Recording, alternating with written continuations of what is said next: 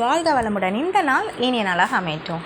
Welcome to Sri மயில் வேலம் துணை channel. இன்றைக்கி இந்த பதிவில் எதை பற்றி பார்க்க போகிறோம்னு நினச்சிங்கன்னா, பிரதோஷம், அதாவது சிவபெருமான இந்த பிரதோஷ வேலையில் எப்படியெல்லாம் வழிபடலாம், அது இல்லாமல் நம்மள வீட்டில் பண கஷ்டங்கள் இருந்தாலும் நம்ம கையில் தாராளமாக பணம் புரள்ற அளவுக்கு ஒரு எளிய மந்திரம் நான் இந்த பதிவில் போட்டிருக்கேன். அதுக்கு முன்னாடி இந்த சேனலை முதல் முறையாக பார்க்குறீங்கன்னா சப்ஸ்கிரைப் பண்ணிக்கோங்க. எப்பவுமே பிரதோஷ வேளையில் நீங்கள் காலையில் குளிச்சுட்டு சிவபெருமானுக்கு வீட்லேயே நம்ம காலை வேளையிலேயே சிவனுடைய லிங்கம் இருந்ததுன்னா அதுக்கு பால் அபிஷேகம், பன்னீர் அபிஷேகம் செய்யலாம்.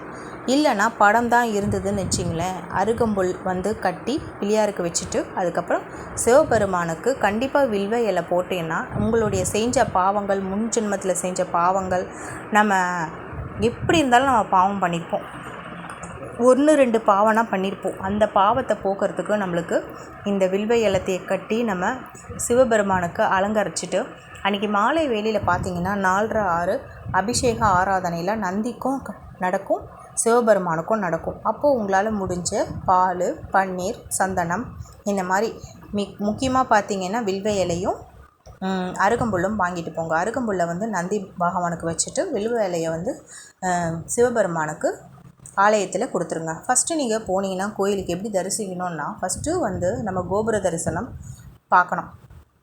அதுக்கப்புறம் உள்ளே சென்றோடனே நம்மளுக்கு கொடிக்கம்பம் இருக்கும், அதை பார்த்து வணங்கணும். பிரதோஷ வேளையில் நீங்கள் செல்லும் பொழுது ஃபஸ்ட்டு நந்தி பகவானுக்கிட்ட தான் நீங்கள் உத்தரவு கேட்டுட்டு சிவபெருமானை பார்க்கணும்.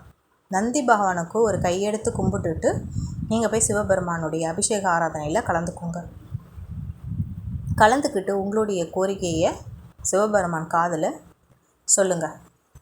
என்னுடைய பிரச்சனைகள் இது இருக்குது, இப்படி இருக்குது அப்படின்னு சொல்லி நீங்கள் ஒரு 11 வாரம் கண்டினியூவாக போய் இந்த பால் அபிஷேகம் இதெல்லாம் கொடுத்துட்டு நீங்கள் 4:30 கலந்துக்கிட்டு அந்த சிவபெருமானிடமே உங்களுடைய கோரிக்கையை வச்சுட்டு, எனக்கு இந்த மாதிரி கஷ்டமாக இருக்குது, கடன் பிரச்சனைகளாக இருக்குது, இதை தீர்க்க ஒரு எளிய வழியை காட்டு சிவபெருமானே அப்படின்னு சொல்லிவிட்டு இந்த மந்திரத்தை ஓம் ரீம் ஸ்ரீ சிவ அப்படின்னா சின்ன மந்திரம், எளிய மந்திரம், இதை ஒரு 108 தடவை நீங்கள் கோயிலே உட்காந்து ஜெபிக்கலாம்.